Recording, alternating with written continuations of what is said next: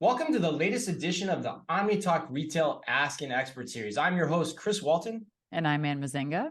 And we are the founders of OmniTalk, the fast-growing retail media outlet that is all about the companies, the technologies, and the people that are coming together to shape the future of retail, or as we, or mainly I like to say, Ann, the retail media organization that focuses on tomorrow today. Because today we are turning our attention to the increasing complexity surrounding retail brand marketing. The number of consumer touchpoints are clearly growing. You've got TikTok, you've got Instagram, you've got digital marketplaces, you've got lions and tigers and bears. And as a result, the amount of content and information required to meet customers where they want to shop is quite honestly and scaling beyond control, leaving retail organizations hamstrung on what to do about it and how to understand what is working and also what is not working. So we've called in an expert to help us get to the bottom of all this, and particularly an expert in digital asset management, ranked #1 in the space by Forrester. We have Binder's Director of Global Field and Customer Marketing, Brian Kavanaugh, to help us sort it all out. Brian, welcome to OmniTalk. Thanks so much, Chris, and thanks, Ann. Excited to be here. So excited to get going and talk about everything you just said and probably a lot more too. Yeah, it sounds like an absolute mess. My God, I can't wait to dig in. Yes, I know. All of my friends, my former advertising friends who are listening, just the word damn, like digital asset management, for most people, it's like a trauma response because it has been so poorly managed. It's like, go look in damn, go look in damn. Like, okay. Great. That's going to send me a journey. So I'm really, really excited for Brian to be on the show today to alleviate that pain and stress that's associated with it. And before we get into our discussion with Brian, I want to just remind everybody who's participating live today in our program that you can put questions for Brian, for the Binder team, right in the chat to the right of your screen right now. And we'll continue that conversation in the live chat while we are asking all of these questions of Brian today. So Brian, let's set the table a little bit. Give the audience a little bit about your background and your role at Binder, if you would, please. Absolutely. So I've actually been at Binder 7.5 years, which sometimes Wow. feels like a lifetime in the tech world for sure. And I started as our first marketer in the US, which was actually a blessing just because the only people I was sitting next to were salespeople and account managers. And you sort of you hear the noise from the street a little bit and you get a sense of what are customers talking about, how are we growing this market type of thing. Mm-hmm. Over the years, I've always been focused on go-to-market, particularly demand gen, but also customer content. How are we bringing our customers to life? What is the ROI and value, right, that we're moving forward with? So anything pertaining to revenue, myself and my team play a role in, of course, with in conjunction with our sales team. And so now that brings us to 2023. Last year, we were lucky enough to, get a majority investment from a private equity firm, which was the largest in our industry ever. So we were fired up about that. And this year's been kind of the beginning of a whole new chapter. So. Well, and Brian, I'd love to know a little bit and for you to give the audience a little bit of background on why you got those investments. What does Binder do that people were so intrigued by? Sure. And so, you were joking, right, about the dam. So it sends off some kind of trigger for anyone who's worked with assets, who's been on a photo shoot or who's built a website or anything, an e-commerce site, a mobile app. And we've been the leader in digital asset management for a number of years now. And what we've seen is this elevation, because what you're referring to, and particularly folks that might have been in the ad side or, on the retail side, is DAM came up as a kind of functional platform where mostly creatives and some marketing or brand managers could just mess around, store files, maybe assign what's approved versus what's archived. But the last couple of years, and COVID definitely accelerated this, but this is always going to happen, is now it's got a lot more attention from the CTO and the CIO. Right. And it's really this sort of platform alongside these other downstream delivery platforms, such as what your website might be built on, your e-commerce might be built on, or your marketing automation, where all the assets actually come from the DAM. And so while that's exciting for us as a DAM provider, it's also a whole new challenge, right, in terms of providing that kind of enterprise-wide solution where it needs to plug into all the other downstream applications and the content, goes from binder to a website in a matter of minutes, which that means if anything happens in binder, like let's just say, God forbid, it were to crash, that Yeah. website doesn't work anymore. And Right. all of a sudden, that's the storefront for so many businesses. So we've definitely seen it elevate and had to step our game up a little bit. And I think, when I talk about that investment, it's just, that's the potential, right? That's the thesis, is content enablement,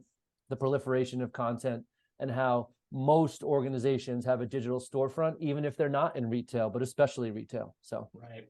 So Brian, I mean, let's start. I want to start this conversation from like a 30,000 foot view if we can. So, I kind of alluded to it in the beginning, but I'd love for you to shed more light on it. Like, why is digital asset management, why does it have the attention of the CIOs, so to speak? What makes it so complex these days? I'll give you just like a couple of examples if that helps, right? And one would be, most global retail brands used to think about their entire content operations regionally. And what they would find is that they were doing 8 or 9 global photo shoots that were more or less all the same. Right. And so if you can create a global way of operating with sort of that hub and spoke model, where then you're sort of pushing content and workflows, campaigns, anything back to these different regions that you're going to market with.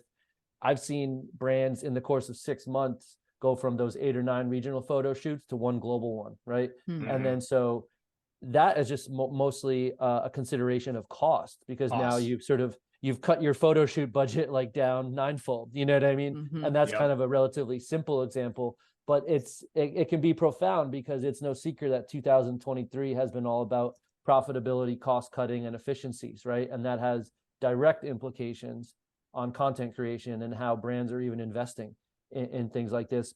The other part, I would say, Chris, is more on brand consistency, which is something that I think is, when you just say it like that, it's abstract. But we literally have retail brands where their B2C function as well as their B2B function have entirely different brand guidelines, ways of working, photo shoots, retouching, and all of that. So if you were to look closely enough, you would notice that those brands aren't as consistent as they aspire to be. But when that converges, that's all of a sudden where they realize they can operate a lot more centrally and a lot more efficient. So, got it. So a couple more questions I have on that too. Like, and because I was kind of teasing it or joking about it in the beginning.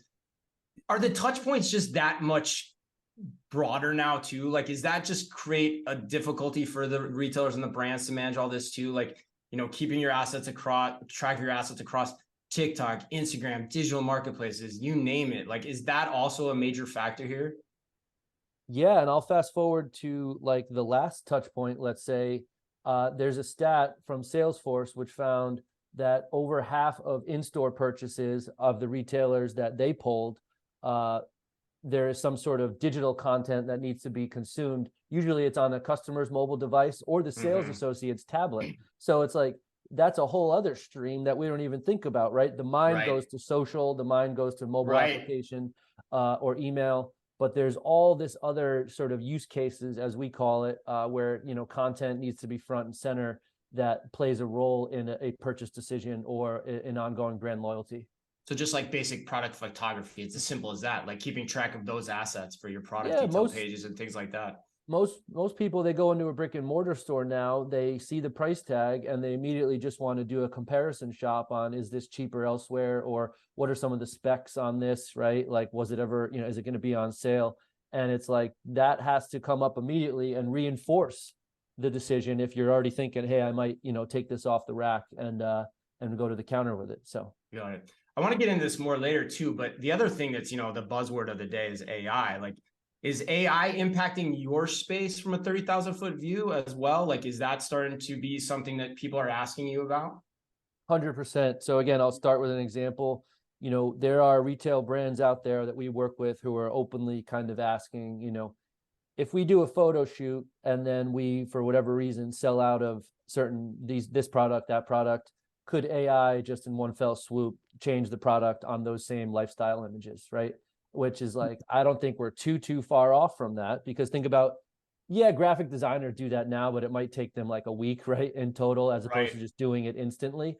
But think about the implications on that of product SKU management downstream to your e-commerce, your inventory. Man, all of these data points need to have a level of orchestration, but I don't think the AI itself is all that far off from that. And that's one example. Just last week, we actually acquired an AI search company. As everyone knows, if you're familiar with DAM, search is fundamental because nobody wants to pour through like too many filters or folders. You want an image of. What do you mean? I mean, 02823 underscore pink underscore. Here's the DCM number. I mean, that's super easy to find. I don't know why, 100%. especially like 4 years later, it's no problem. So let me put it this way. Nobody likes to operate that way except for Anne. So most people, yeah. And but so search is absolutely crucial. It actually, there's a lot of engineering that goes into making search intuitive and seamless and all of that, right? And AI search, with the company that we just acquired, they can do these amazing things where you can actually search by image into your own database. So a good example would be you see something out there on the internet, you're like, I think that's our image, but how do you prove it? You can drop that into AI search. It can tell you, oh yeah, that is your image. You should probably pursue some sort of licensing or, make sure that whomever's using that is giving you royalties or takes it down. And that's just a simple example. The cooler one is conceptual search, right? Where you just want to say, you want to type, but eventually say with voice search, show me all the fun images. And then everything in your database of potentially millions of assets just comes up because they've associated with fun. And then you say, okay, kids having fun, and so on and so on until you get to something that you want to use.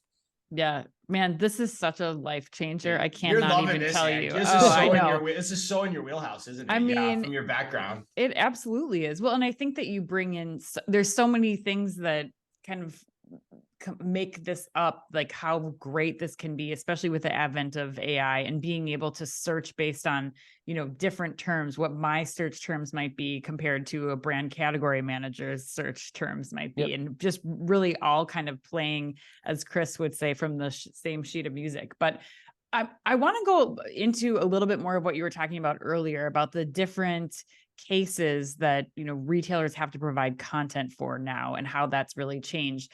What other challenges are retailers looking at right now when it comes to their asset management? Like, can you go into this a little bit more and with all of the data like coming in, especially from retail media networks, like how are retailers supposed to customize these experiences now?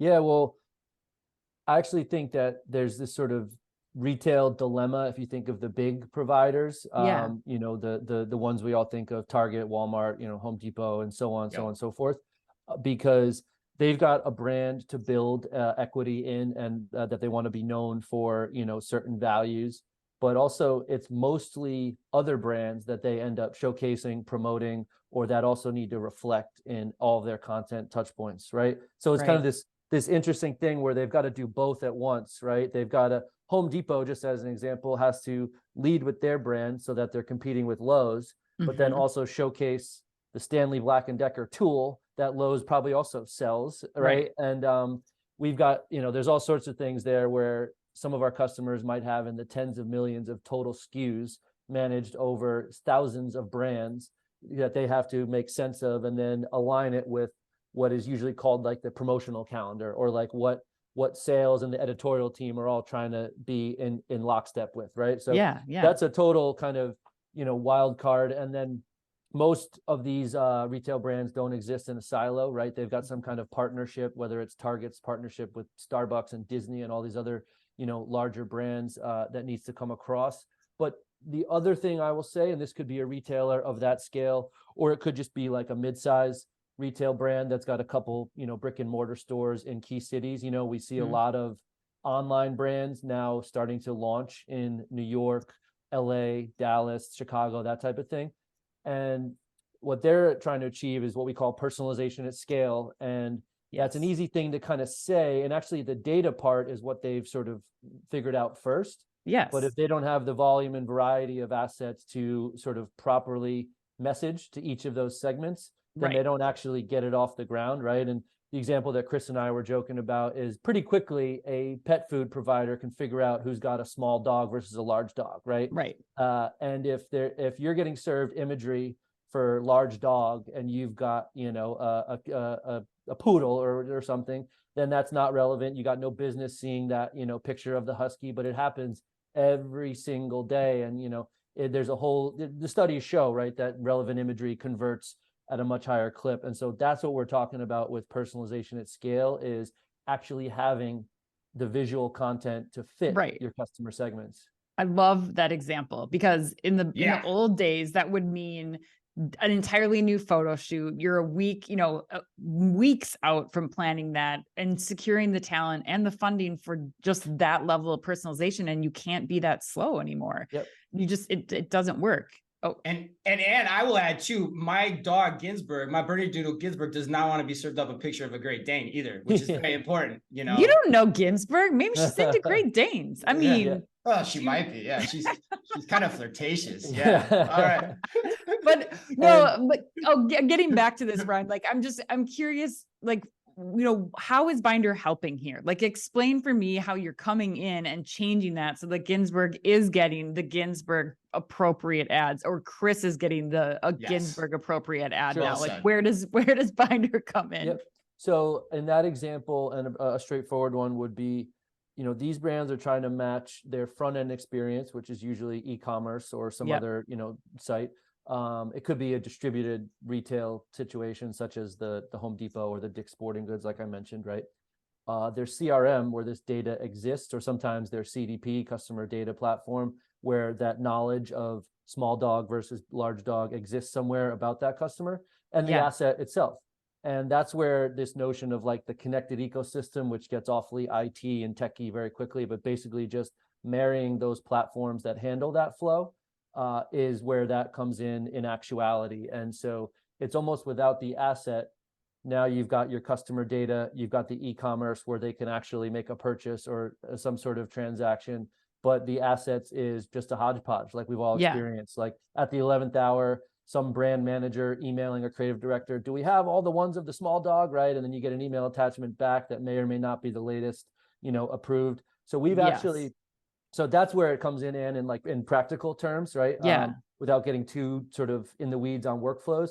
But a good example is we've had customers turn off the upload button in their content management system or their e-commerce, so that their users literally can't upload from a desktop. The only option is like source from Binder, and it sort of ports in automatically, right? And so those are the kind of the user experience things on the back end that these retailers are trying to achieve at scale globally.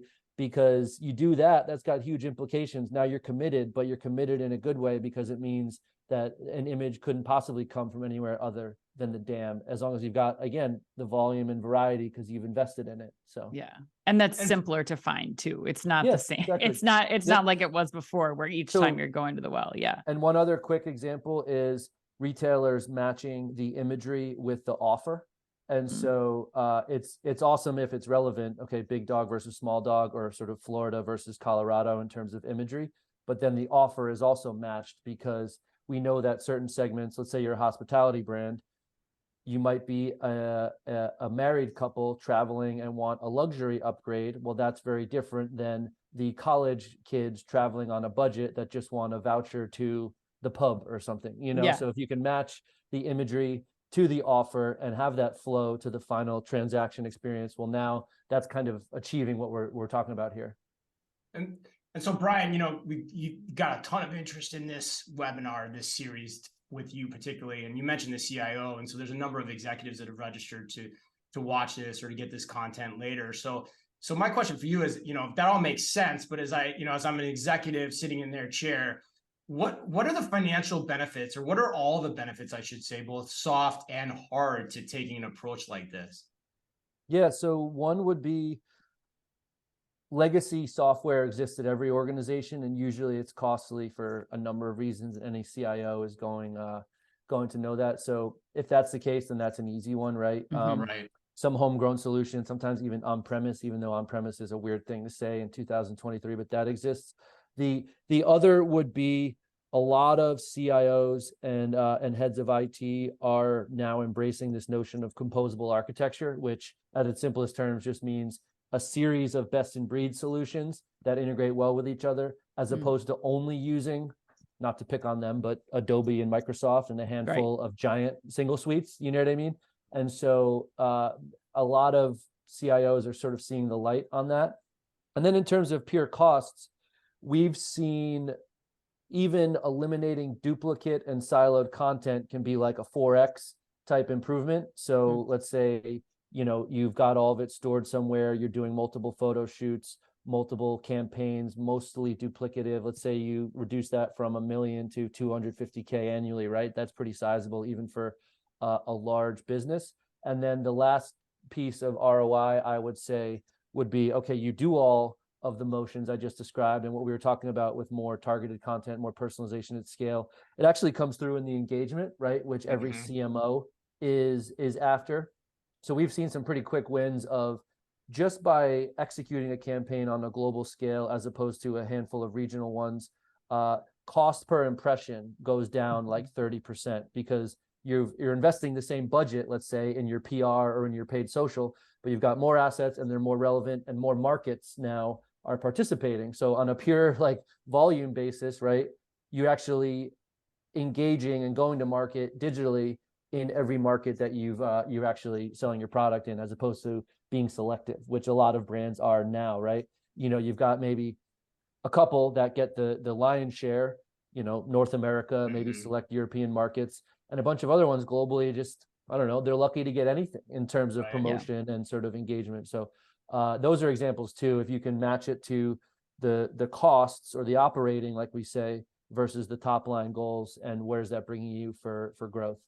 What I gotta imagine too, like it's got to improve the revenue line too. I mean, you mentioned all the cost side, but given what you said before about getting the right even product images on e-commerce for your customers and your store employees for when they have to field questions, like this is a rare technology in the sense that it aids on both sides of the equation. Am I thinking about that the right way? Definitely. And our customers that source their assets directly from the DAM to their e-commerce or their .com website, it compresses the image, and this is getting awfully technical, but it's fun. That's okay. Yeah, because compressing the image size actually helps with page load speed, which helps with SEO rankings. And so if you're in a competitive market, such as like a hotel, right? People Google Hotel London, there's actually sort of orders of magnitude improvement you can make on your website's performance that then lists your sort of listing higher, right? Which is a direct correlation to total sales. So it's like these sort of digital improvements that can be made, which are directly related to the assets themselves, that all of a sudden your entire, like I said, digital storefront is taking sort of leaps forward.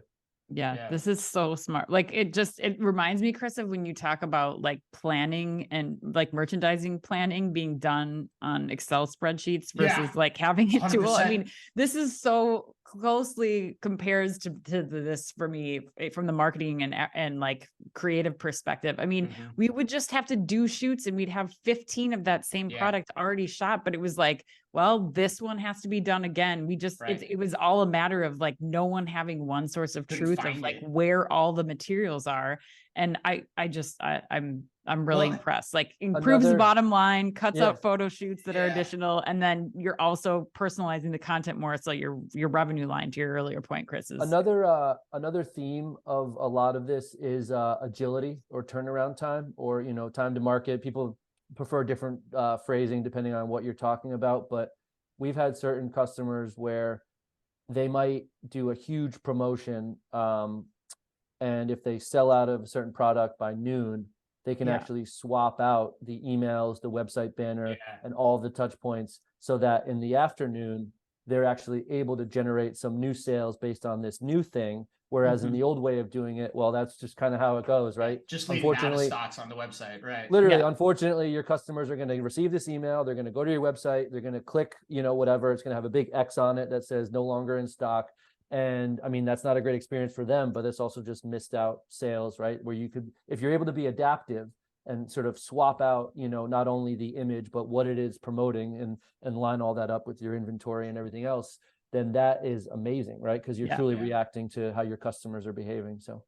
Yeah, I mean, and I was joking, I think in a newsletter when I was promoting this event, like, I was joking that you and I lose our minds on this. And this is just two of us, trying to keep track of assets. I can't imagine trying to do this at like a large scale operation, like a Walmart or a Target or a Home Depot, like Brian's talking about. So All right, Brian. Well, we're getting to the end here, so I want to come back to AI now because and you mentioned a few use cases, but sometimes we get a little too far afield on AI. Like I like the analogy I heard at grocery shop recently that it's like a fast moving train that everyone wants to get on, but I imagine you guys are actually really deploying it with customers. So I'm curious, like, what are some real life use cases or examples of how you're deploying AI with retailers, both generative and traditional approaches to AI that you can share with the audience?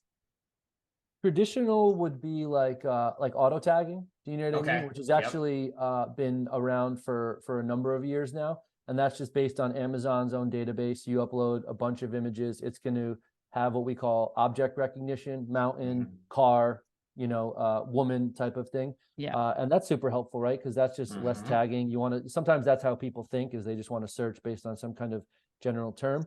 That's been around for a while. Our customers have been leveraging that. I mentioned the AI search before, right? With Yep. Duplicate Finder, eventually you'll be able to search by concept, and it will just know. The other would be, of course, Chat GPT, and so we actually there's a portion of our product suite, one of our modules called Content Workflow, and basically it's a content editor that you can then port into your content management system, such as WordPress or wherever your blog is or wherever your website pages are. So that leverages Chat GPT, and it combines that with approvals. So a good example of that is a lot of retailers, certain products that they sell are actually pretty specific in terms of the regulations of what has to be communicated about it.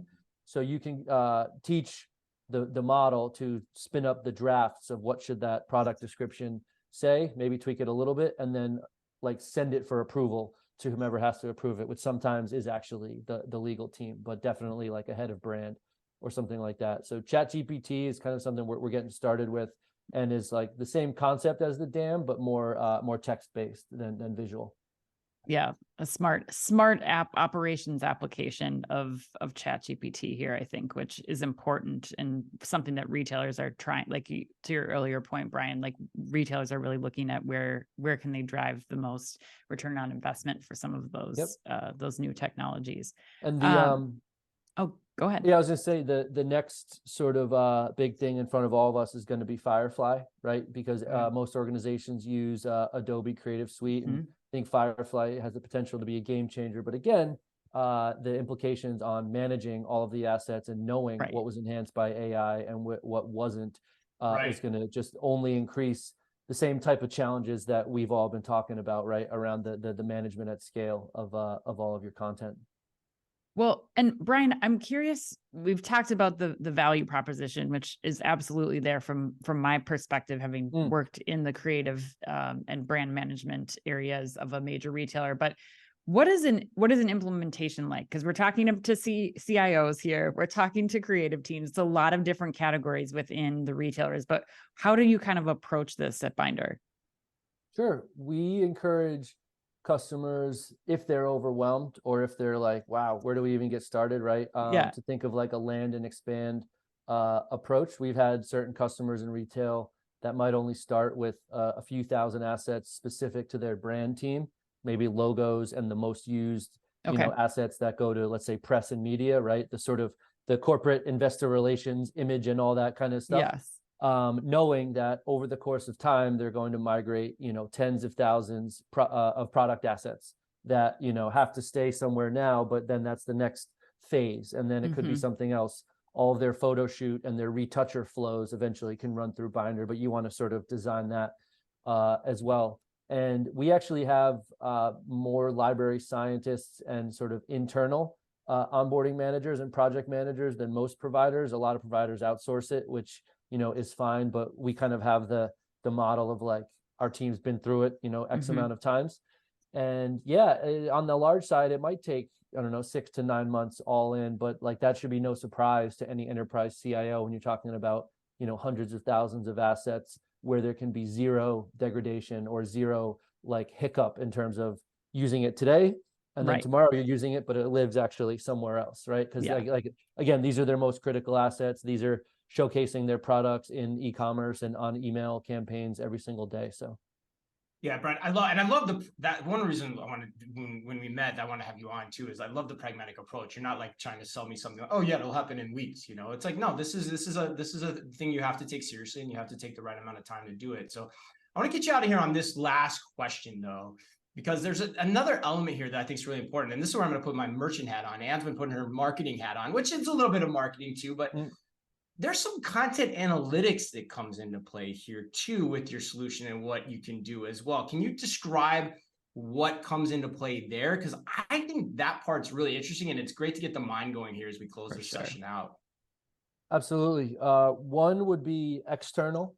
So link based. If you're using the same link that lives in the DAM, and we're not the only DAM that does this, so I like to think we have the most elegant sort of solution for it. But if it's link based, eventually you can have a list of which endpoint is pinging that link and using it. And so it'll literally say Facebook, and then every single day that number will just keep going up because that's being served up, as we call it, right? On Facebook users' feed or anything else that they're looking at. We call that delivery metrics. It's pretty important, and it's not something DAMs or any content system has offered always, but I think it's critical now, because we have CMOs coming to us saying like, yeah, we have a global initiative. We have to show the performance of our content. And you'd be shocked, or maybe because you guys work with retail brands, like in years past, it was just okay to create all the assets and literally never speak of them again. And hopefully somebody uses them downstream, right? I don't know what you're talking about, Brian. That never happens. Yeah. If I didn't know Anne's sort of deadpan, then I would say that she loves searching by folders and she's never experienced this things that but yeah, it's that. But then even like more internal, as I would say, we've had instances where you track total number of views, downloads, and usage by, let's say, your retail partners. And we've had some pretty eye-opening stats where you track it by color, and a manufacturer of a product is like, yeah, we thought the blue would be the best seller, and we created all these assets around the blue one, but our retailers love the purple one. So next season, we're going to create a more even distribution of assets, blue, purple, green, so on and so forth. So it's kind of cool to get that feedback of like, hey, you put all of your product shots out there.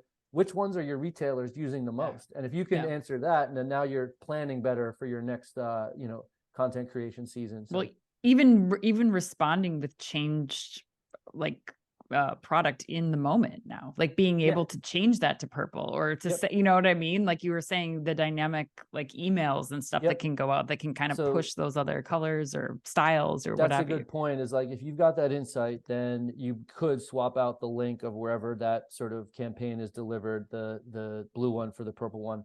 But actually, to our conversation on AI, eventually you might even be able to enhance it sort of when it's already in circulation. Oh, let's just make it the Firefly one, so that because people are buying that one more. So I just think the power of that data, like how valuable is the model in this shot, or the type of dog in this shot, right? And is what I'm paying for the talent worth what I'm getting back for it? Like that starts to become incredibly powerful. So, and I know you're laughing, but you're like, yeah, it's totally dead on, right? So.